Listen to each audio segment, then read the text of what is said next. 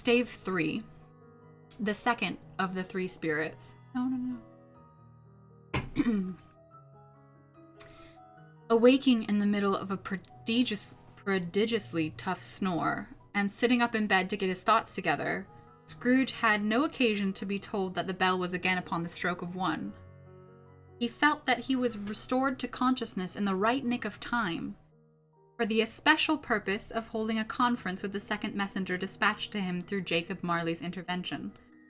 But finding that he turned uncomfortably cold when he began to wonder which of his curtains this new spectre would draw back, he put them every one aside with his own hands, and lying down again established a sharp lookout all around the bed, for he wished to challenge the spirit on the moment of its appearance, did not wish to be taken by surprise and made nervous. Gentlemen of the free and easy sort, who plume themselves on being acquainted with a move or two, and being usually equal to the time of day, express the wide range of their capacity for adventure by observing that they are good for anything from pitch-and-toss to manslaughter, between which extreme opposites, no doubt, there lies a tolerably wide and comprehensive range of subjects. Without venturing for Scrooge quite as heartily as this, I don't mind calling on you to believe that he was ready for a good broad field of strange appearances, and that nothing between a baby and rhinoceros would have astonished him very much. Now, being prepared for almost anything, he was not by any means prepared for nothing, and consequently, when the bell struck 1 and no shape appeared, he was taken with a violent fit of trembling. 5 minutes, 10 minutes, and a quarter of an hour went by, yet nothing came. All this time he lay upon his bed, the very core and center of a blaze of ruddy light, which streamed upon it when the clock proclaimed the hour, and which, being only light, was more alarming than a dozen ghosts, as he was powerless to make out what it meant, would be at, and was sometimes apprehensive that he might be at that very moment an interesting case of spontaneous combustion, without having the consolation of knowing it. At last, however, he began to think, as you or I would have thought at first, for it is always the person not in the predicament who knows what ought to have been done in it, and would unquestionably have done it too. At last, I say, he began to think that the source and secret of this ghostly light might be in the adjoining room, from whence, on further tracing it, it seemed to shine. This idea taking full possession of his mind, he got up softly and shuffled in his slippers to the door. The moment Scrooge's hand was on the lock, a strange voice called him by his name, and bade him enter. He obeyed. It was his own room. There was no doubt about that, but it had undergone a surprising transformation. The walls and ceiling were so hung with living green it looked a perfect grove, from every part of which bright gleaming berries glistened. The crisp leaves of holly, mistletoe, and ivy reflected back the light, as if so many little mirrors had been scattered there, and such a mighty blaze went roaring up the chimney as that dull petrification of a hearth had never known in Scrooge's time, or Marley's, or for many and many a winter season gone.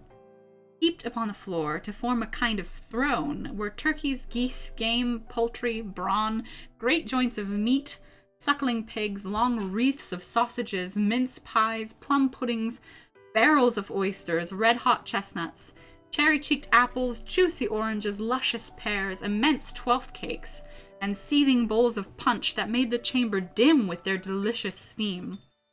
In easy state upon the couch, there sat a jolly giant, glorious to see, who bore a glowing torch, in a shape not unlike Plenty's horn, and held it up, high up, to shed its light on Scrooge, as he came peeping round the door. "Come in!" exclaimed the ghost. "Come in and know me better, man." Scrooge entered timidly, and hung his head before the spirit. He was not the dogged Scrooge. 1 second. I didn't realize. He was not the dogged Scrooge he had been, and though the spirit's eyes were clear and kind, he did not like to meet them. "I am the ghost of Christmas present," said the spirit. "Look upon me." Scrooge reverently did so. It was clothed in one simple green robe or mantle, bordered on with white fur. This garment hung so loosely on the figure that its capacious breast was bare, as if disdaining to be warded or concealed by any artifice.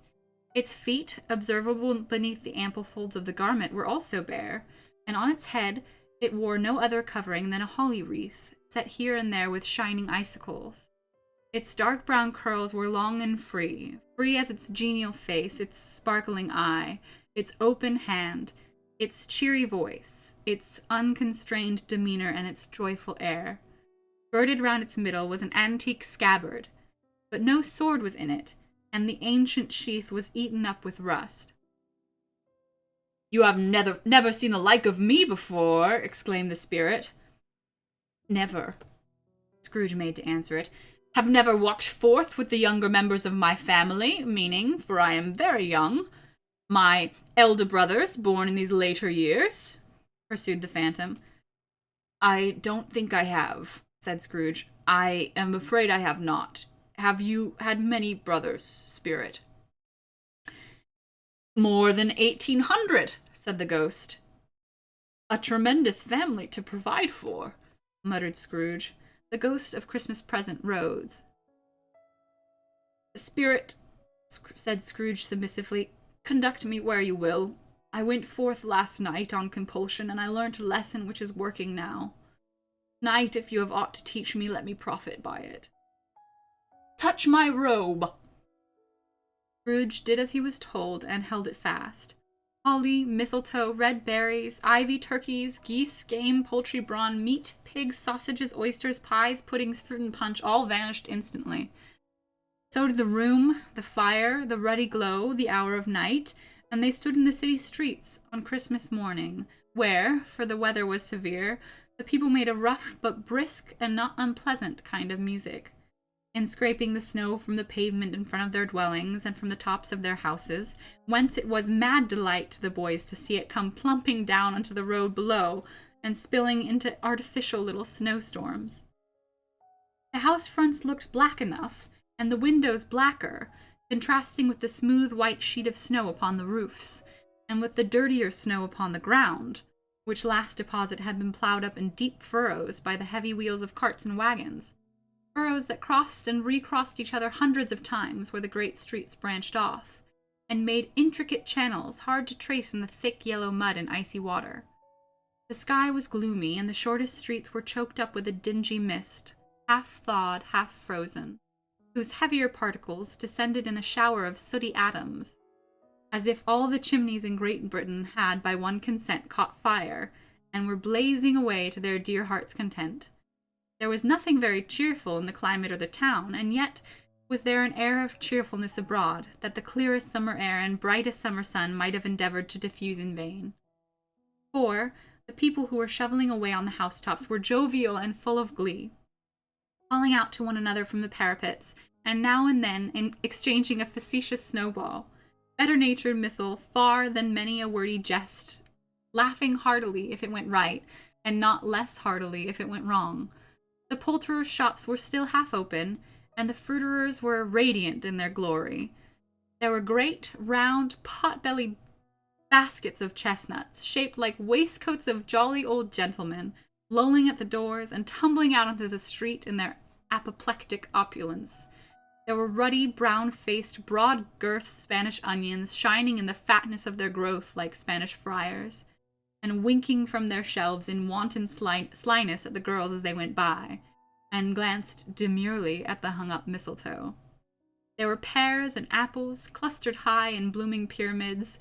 There were bunches of grapes made in the shopkeeper's benevolence to dangle from conspicuous hooks, that people's mouths might water gratis as they passed.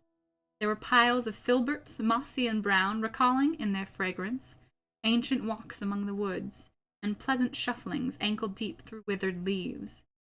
There were Norfolk biffins, squat and swarthy, setting off the yellow of the oranges and lemons, and in the great compactness of their juicy persons, urgently entreating and beseeching to be carried home in paper bags and eaten after dinner.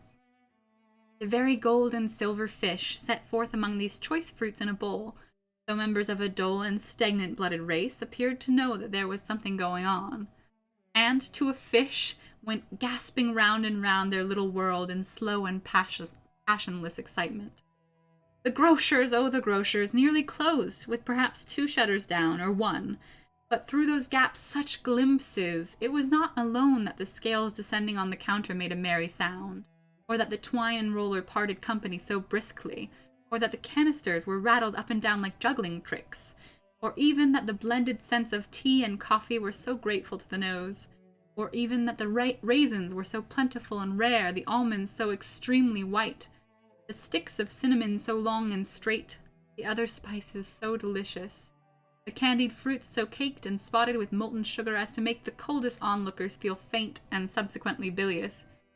Nor was it that the figs were moist and pulpy, or that the French plums blushed in modest tartness from their high-decorated boxes, or that everything was good to eat and in its Christmas dress, but the customers were all so hurried and so eager in the hopeful promise of the day that they tumbled up against each other at the door, crashing their wicker baskets wildly, and left their purchases upon the counter and came running back to fetch them, and committed hundreds of the like mistakes in the best humor possible, while the grocer and his people were so frank and fresh that the polished tarts with which they fastened their aprons behind might have been their own, worn outside for general inspection, and for Christmas daws to peck at if they chose.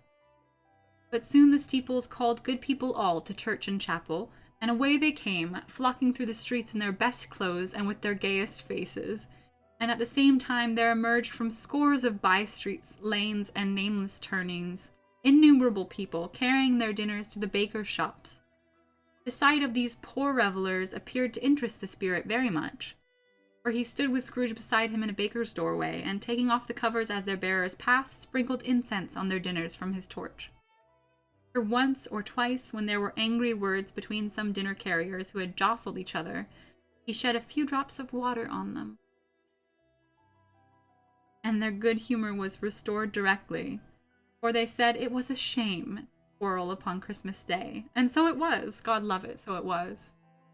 In times the bells ceased, and the bakers were shut up, and yet there was a genial shadowing forth of all these dinners, and the progress of their cooking, in the thawed blotch of wet above each baker's oven, where the pavement smoked as if its stones were cooking too. "Is there a peculiar flavor in what you sprinkle from your torch?" asked Scrooge. "There is. My own." "Would it apply to any kind of dinner on this day?" asked Scrooge. "To any kindly given.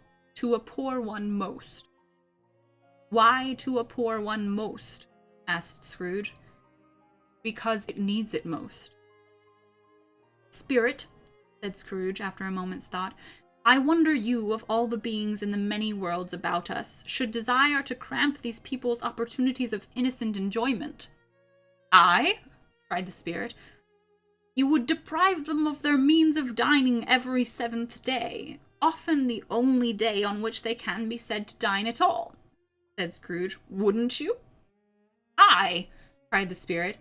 "You seek to close these places on the 7th day," said Scrooge, "and it comes to the same thing." "I seek?" exclaimed the spirit. "Forgive me if I am wrong. It has been done in your name, or at least in that of your family," said Scrooge.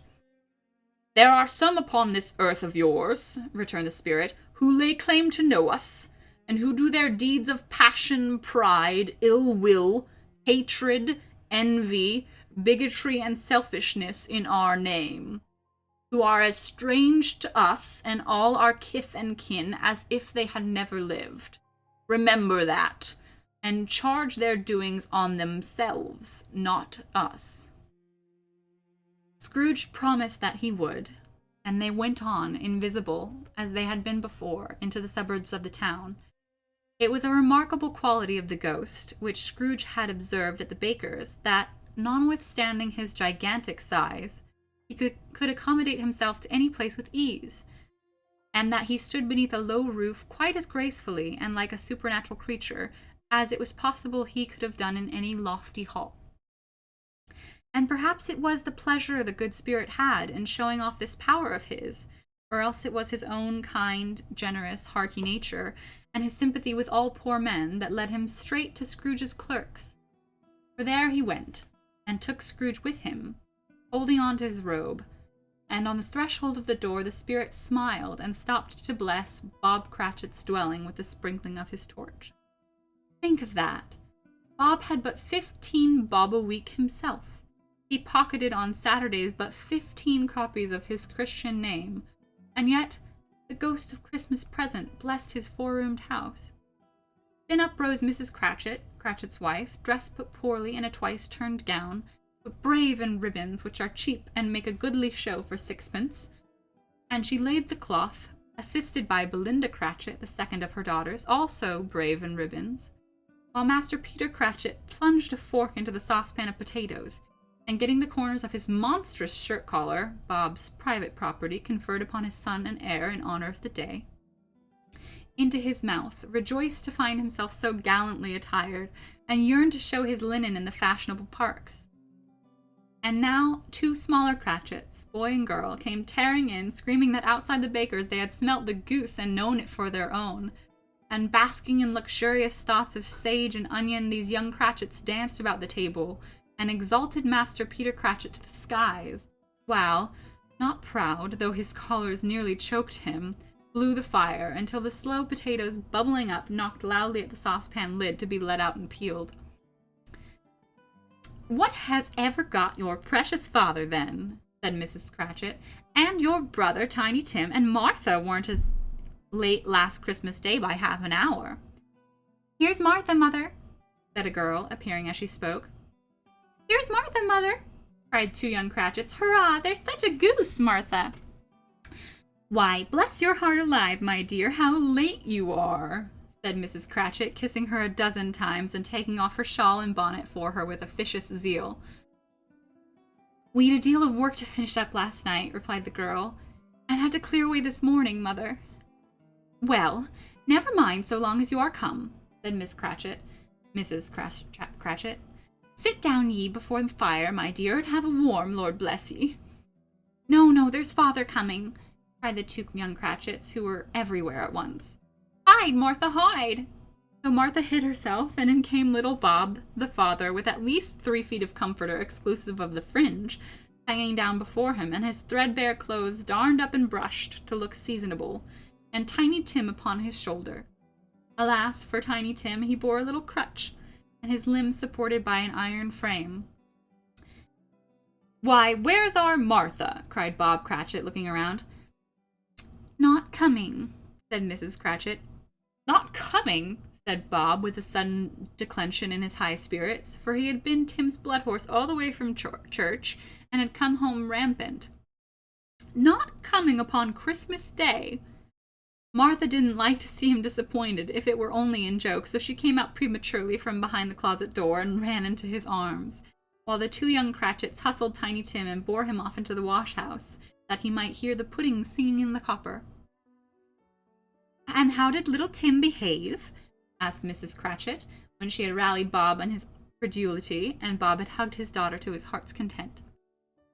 "As good as gold," said Bob, "and better. Somehow he gets thoughtful, sitting by himself so much, and thinks the strangest things you ever heard.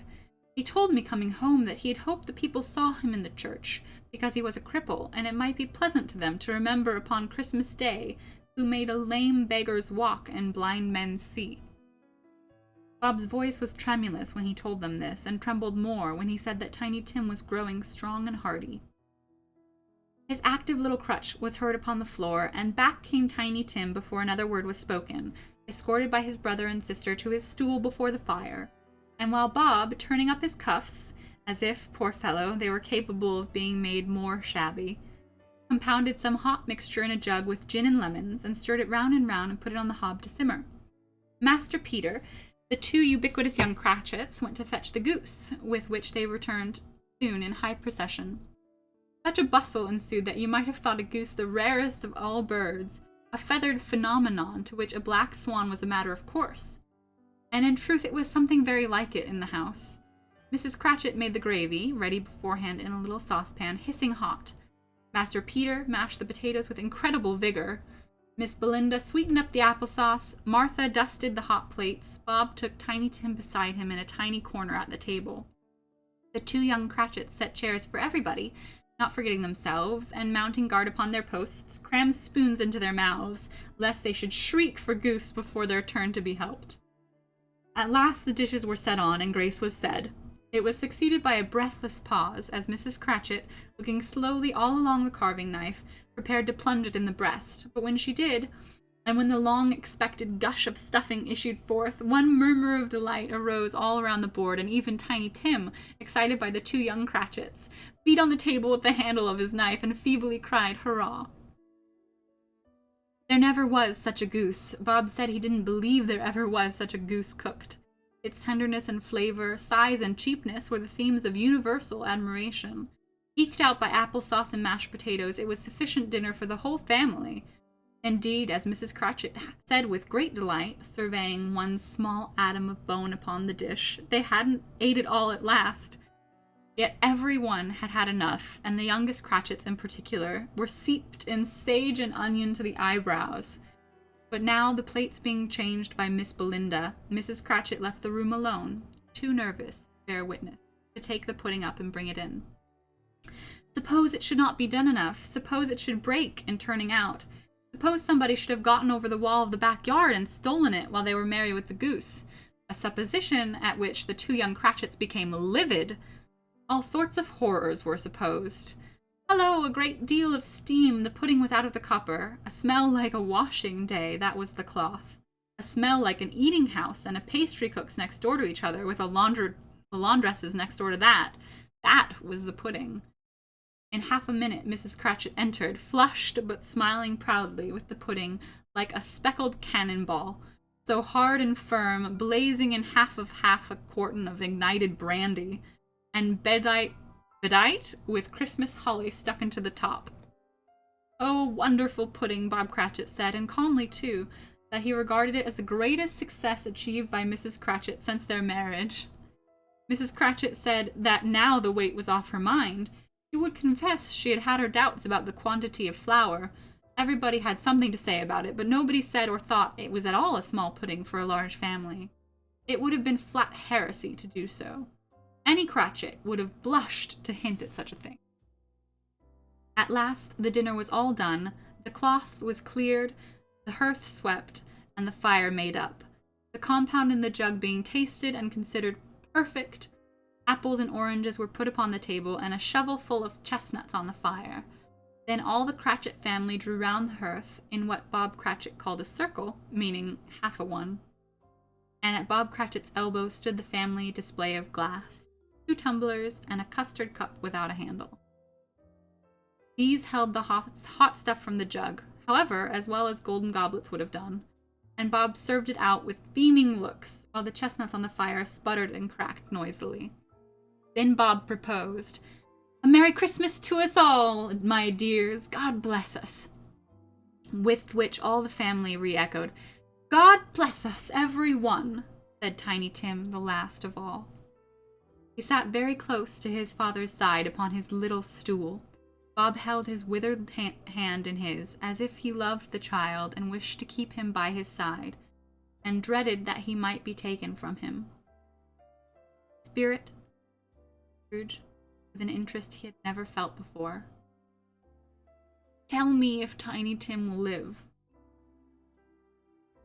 "I see a vacant seat," replied the ghost, "in the poor chimney corner, and a crutch without an owner, carefully preserved. If these shadows remain unaltered by the future, the child will die." "No, no," said Scrooge. "Oh, no, kind spirit. Say he will be spared." "If these shadows remain unaltered by the future, none other of my race," returned the ghost, "will find him here. What then? If he be like to die, he had better do it, and decrease the surplus population." Scrooge hung his head to hear his own words quoted by the spirit, and was overcome with penitence and grief. "Man," said the ghost, "if man you be in heart, not adamant, forbear that wicked cant until you have discovered what the surplus is, and where it is. Will you decide what men shall live, what men shall die? It may be that in the sight of heaven you are more worthless and less fit to live than millions like this poor man's child. Oh God, to hear the insect on the leaf pronouncing on the too much life among his hungry brothers in the dust. Scrooge bent before the ghost's rebuke, and trembling cast his eyes upon the ground. But he raised them speedily on hearing his own name. "Mr. Scrooge," said Bob, "I'll give you Mr. Scrooge, the founder of the feast." "The founder of the feast, indeed," cried Mrs. Cratchit, reddening. "I wish I had him here. I'd give him a piece of my mind to feast upon, and I hope he'd have a good appetite for it." "My dear," said Bob, "the children! Christmas Day!" "It should be Christmas Day, I'm sure," said she, "on which one drinks the health of such an odious, stingy, hard, unfeeling man as Mr. Scrooge. You know he is, Robert. Nobody knows it better than you do, poor fellow." "My dear," was Bob's mild answer, "Christmas Day." "I'll drink his health for your sake, and the day's," said Mrs. Cratchit, "not for his. Long life to him, a Merry Christmas and a Happy New Year. He'll be very merry and very happy, I have no doubt." The children drank the toast after her. It was the first of their proceedings which had no heartiness. Tiny Tim drank it last of all, but he didn't care twopence for it. Scrooge was the ogre of the family. The mention of his name cast a dark shadow on the party, which was not dispelled for a full 5 minutes. After it had passed away, they were 10 times merrier than before, from the mere relief of Scrooge the Baleful being done with. Bob Cratchit told them how he had a situation in his eye for Master Peter, which would bring in, if obtained, a full 5 and 6pence weekly. The 2 young Cratchits laughed tremendously at the idea of Peter being a man of business, and Peter himself looked thoughtfully at the fire between his collars, as if he were deliberating what particular investments he should favor when it came into the receipt of that bewildering income.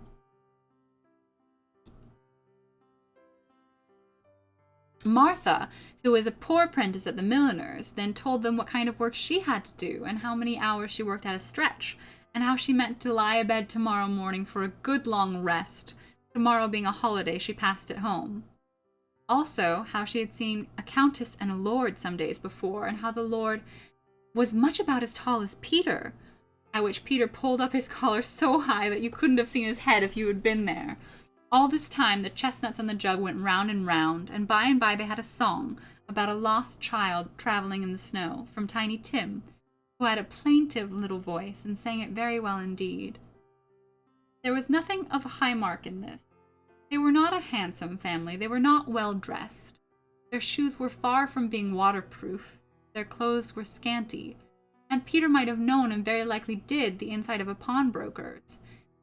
But they were happy, grateful, pleased with one another, and contented with the time, and when they faded and looked happier yet in the bright sprinklings of the spirit's torch at parting, Scrooge had his eye upon them, and especially on Tiny Tim until the last.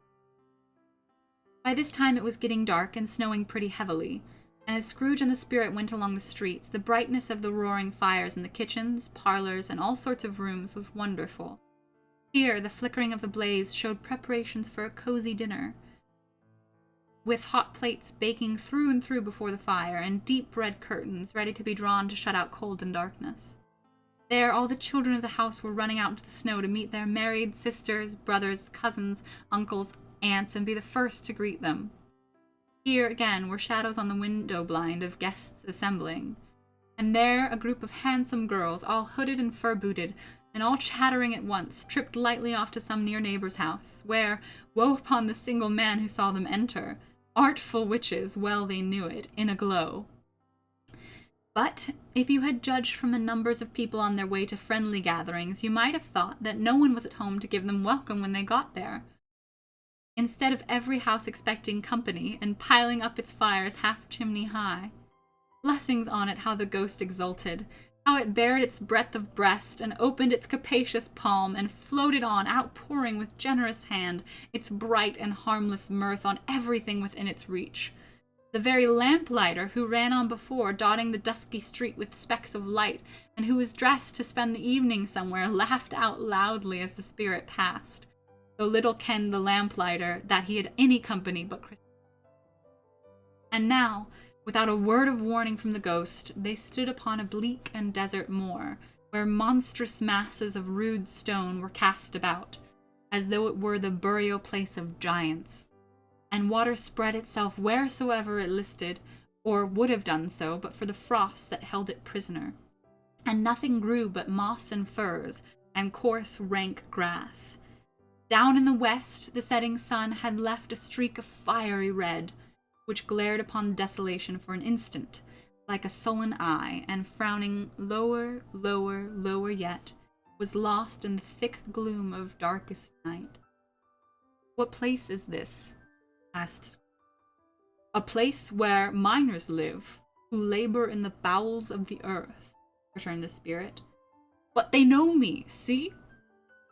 A light shone from the window of a hut, and swiftly they advanced toward it. Passing through the wall of mud and stone, they found a cheerful company assembled round a glowing fire. An old, old man and woman, with their children and their children's children, and another generation beyond that, all decked out gaily in their holiday attire. The old man, in a voice that seldom rose above the howling of the wind upon the barren waste, was singing them a Christmas song. It had been a very old song when he was a boy, and from time to time they all joined in the chorus. So surely as they raised their voices, the old man got blithe and loud. So surely as they stopped, his vigor sank again. The spirit did not tarry here, but bade Scrooge hold his robe, and passing on above the moor, sped whither? Not to see? To see. To Scrooge's horror, looking back, he saw the last of the land, a frightful range of rocks behind them, and his ears were deafened by the thundering of water as it roared and rolled and raged among the dreadful caverns it had worn, and fiercely tried to undermine the earth. Built upon a dismal reef of sunken rocks some league or so from shore, on which the waters chafed and dashed the wild year through, there stood a solitary lighthouse. Great heaps of seaweed clung to its base, and storm birds, born of the wind one might suppose, as seaweed of the water, rose and fell about it like the waves they skimmed. But even here, two men who watched the light had made a fire, that through the loophole in the thick stone wall shed out a ray of brightness on the awful sea. Joining their horny hands over the rough table at which they sat, they wished each other a Merry Christmas in their can of grog, and one of them, the elder too, with his face all damaged and scarred with hard weather, as the figurehead of an old ship might be, struck up a sturdy song that was like a gale in itself. Again the ghost sped on above the black and heaving sea, on, until, being far away, as he told Scrooge, from any shore, they lighted on a ship. They stood beside the helmsman at the wheel, the lookout in the bow, the officers who had the watch, dark, ghostly figures in their several stations. But every man among them hummed a Christmas tune, or had a Christmas thought, or spoke below his breath to his companions of some bygone Christmas day, with homeward hopes belonging to it. And every man on board, waking or sleeping, good or bad, had a kinder word for another on that day than on any other day in the year, and had shared to some extent in its festivities, and had remembered those he cared for at a distance, and had known that they delighted to remember him. It was a great surprise to Scrooge, while listening to the moaning of the wind, and thinking what a solemn thing it was to move on through the lonely darkness over an unknown abyss, whose depths were secrets as profound as death. It was a great surprise to Scrooge, while thus engaged, to hear a hearty laugh. It was a much greater surprise to Scrooge to recognize it as his own nephew's, and to find himself in a bright, dry, gleaming room, with the spirit standing smiling by his side, and looking at that same nephew with approving affability. "Ha ha ha!" laughed Scrooge's nephew. "If you should happen, by any unlikely chance, to know a man more blessed in a laugh than Scrooge's nephew, all I can say is I should like to know him too. Introduce him to me, and I'll cultivate his acquaintance." It is a fair, even-handed, noble adjustment of things that while there is infection in disease and sorrow, there is nothing in the world so irresistibly contagious as laughter and good humor. When Scrooge's nephew laughed in this way, holding his sides, rolling his head, and twisting his face into the most extravagant contortions, Scrooge's niece, by marriage, laughed as heartily as he, and their assembled friends, being not a bit behind, roared out lustfully. "He said that Christmas was a humbug, as I live," cried Scrooge's nephew. "He believed it, too." "More shame for him, Fred," said Scrooge's niece indignantly. "Bless those women, they never do anything by halves. They are always in earnest." She was very pretty, exceedingly pretty, with a dimpled, surprised-looking capital face, a ripe little mouth that seemed made to be kissed, as no doubt it was, all kinds of good little dots about her chin that melted into one another when she laughed, and the sunniest pair of eyes you ever saw in any little creature's head. Altogether, she was what you would have called provoking, you know, but satisfactory, too. Oh, perfectly satisfactory. "He's a comical old fellow," said Scrooge's nephew. "That's the truth, and not so pleasant as he might be. However, his offenses carry their own punishment, and I have nothing to say against him." "I'm sure he is very rich, Fred," hinted Scrooge's niece. "At least you always tell me so." "What of that, my dear?" said Scrooge's nephew. "His wealth is of no use to him. He won't do any good with it. He don't make himself comfortable with it. He hasn't the satisfaction of thinking that he's ever going to benefit us with it." "I have no patience with him," observed Scrooge's niece. Scrooge's niece's sisters and all the other ladies expressed the same opinion. "Oh, I have," said Scrooge's nephew. "I am sorry for him. I couldn't be angry with him if I tried. Who suffers by his ill whims? Himself. Always. Here he takes it into his head to dislike us, and he won't come and dine with us. What's the consequence? He don't lose much of a dinner." "Indeed, I think he loses a very good dinner," interrupted Scrooge's niece. Everyone else said the same, and they must be allowed to have been competent judges, because they had just had dinner, and with dessert upon the table were clustered round the fire by lamplight. "Well, I'm very glad to hear it," said Scrooge's nephew, "because I haven't great faith in these young housekeepers. What do you say, Topper?" Topper had clearly got his eye upon one of Scrooge's niece's sisters, for he answered that a bachelor was a wretched outcast, who had no right to express an opinion on the subject. Whereat Scrooge's niece's sister, the plump one with the lace tucker, not the one with the roses, blushed. "Do go on, Fred," said Scrooge's niece, clapping her hands. "He never finishes what he begins to say. He is such a ridiculous fellow." Scrooge's nephew revelled in another laugh, and as it was impossible to keep the infection off, though the plump sister tried hard to do it with aromatic vinegar, his example was unanimously followed. "I was only going to say," said Scrooge's nephew, "that the consequence of his taking a dislike to us and not making merry with us is, as I think, that he loses some pleasant memories, which could do him no harm. I am sure he loses pleasanter companions than he can find in his own thoughts, either in his mouldy old office or his dusty chambers. I mean to give him the same chance every year, whether he likes it or not, for I pity him. He may rail at Christmas till he dies, but he can't help thinking better of it. I defy him. If he finds me going there, in good temper, year after year, and saying, 'Uncle Scrooge, how are you?' if it only puts him in the vein to leave his poor clerk £50, that's something. And I think I shook him yesterday." It was their turn to laugh now at the notion of his shaking Scrooge. But being thoroughly good-natured and not much caring what they laughed at, so that they laughed at any rate, he encouraged them in their merriment, and passed the bottle joyously. After tea they had some music, for they were a musical family, and knew what they were about when they sung a glee or catch, I can assure you, especially Topper, who could growl away in the bass like a good one, and never swell the large veins in his forehead or get red in the face over it. Scrooge's niece played well upon the harp, and played among other tunes a simple little air, a mere nothing, you might learn to whistle it in 2 minutes, which had been familiar to this child who fetched Scrooge from the boarding school, as he had been reminded by the ghost of Christmas past. When the strain of music sounded, all the things the ghost had shown him came upon his mind. He softened more and more, and thought that if he could have listened to it often years ago, he might have cultivated the kindnesses of life for his own happiness, with his own hands, without resorting to the sexton's spade that buried Jacob Marley. But they didn't devote the whole evening to music. After a while they played at forfeits, for it is good to be children sometimes, and never better than at Christmas, when its mighty founder was but a child himself. Stop! There was first a game at Blind Man's Buff. Of course there was, and I no more believe Topper was really blind than I believe he had eyes in his boots. My opinion is that it was a done thing between him and Scrooge's nephew, and that the ghost of Christmas Present knew it. The way he went after that plump sister in the lace tucker was an outrage on the credulity of human nature. Knocking down the fire irons, tumbling over chairs, bumping against the piano, smothering himself among the curtains. Wherever she went, there went he.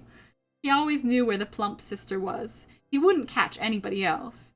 If you had fallen up against him, as some of them did, on purpose, he would have made a feint of endeavoring to seize you, which would have been an affront to your understanding, and would instantly have sidled off in the direction of the plump sister.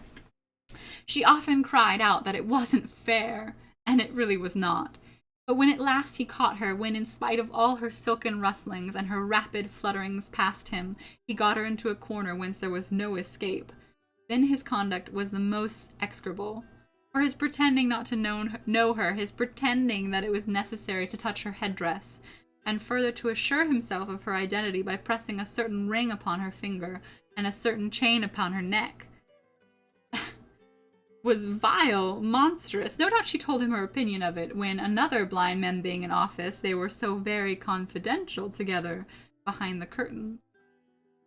Scrooge's niece was not one of the blind man's buff party, but was made comfortable with a large chair and footstool in a snug corner, where the ghost and Scrooge were close behind her. But she joined in the forfeits, and loved her love to admiration all the letters of the alphabet. Likewise, at a game of how, when, and where, she was very great, and to the secret joy of Scrooge's nephew, beat her sisters hollow, though they were sharp girls too, as Topper could have told you. There might have been 20 people there, young and old, but they all played, and so did Scrooge, for wholly forgetting in the interest he had in what was going on, that his voice made no sound in their ears. He sometimes came out with his guess quite loud, and very often guessed quite right, too. For the sharpest needle best Whitechapel warranted not to cut in the eye, was not sharper than Scrooge, blunt as he took in his head to be.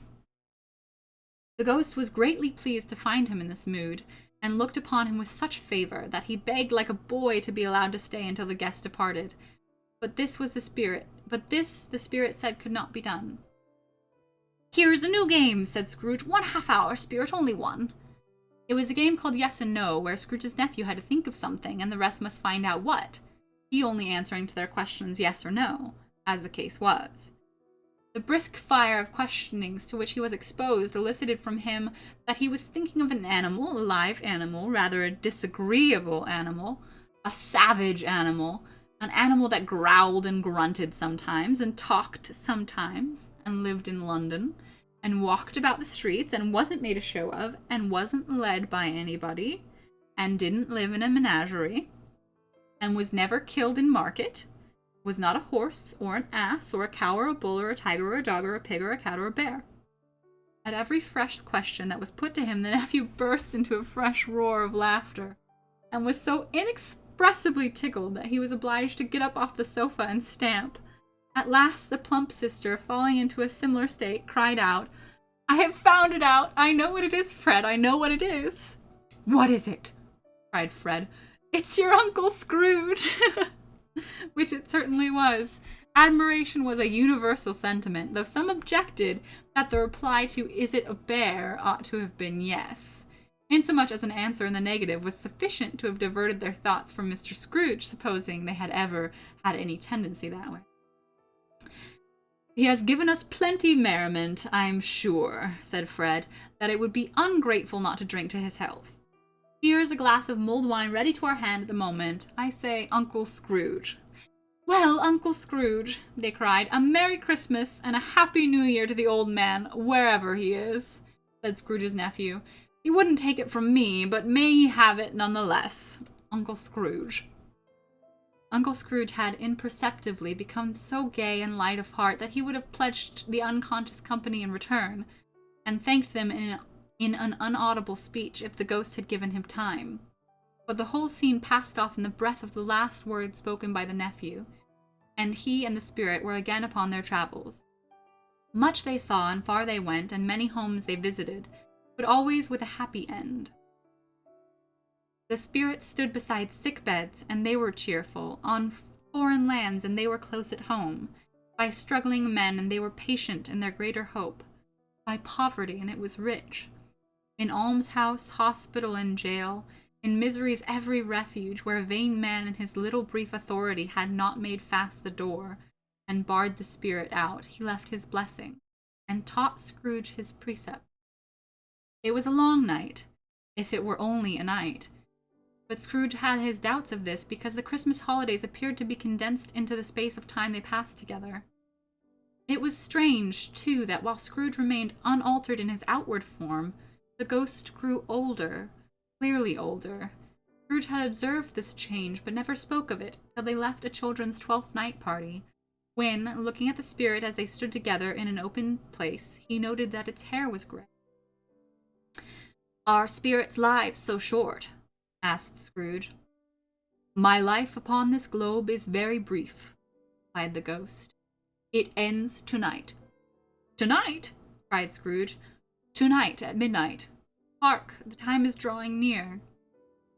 The chimes were ringing 11:15 at the moment. "Forgive me if I am not justified in what I ask," said Scrooge, looking intently at the spirit's robe, "but I see something strange and not belonging to yourself protruding from your skirts. Is it a foot or a claw?"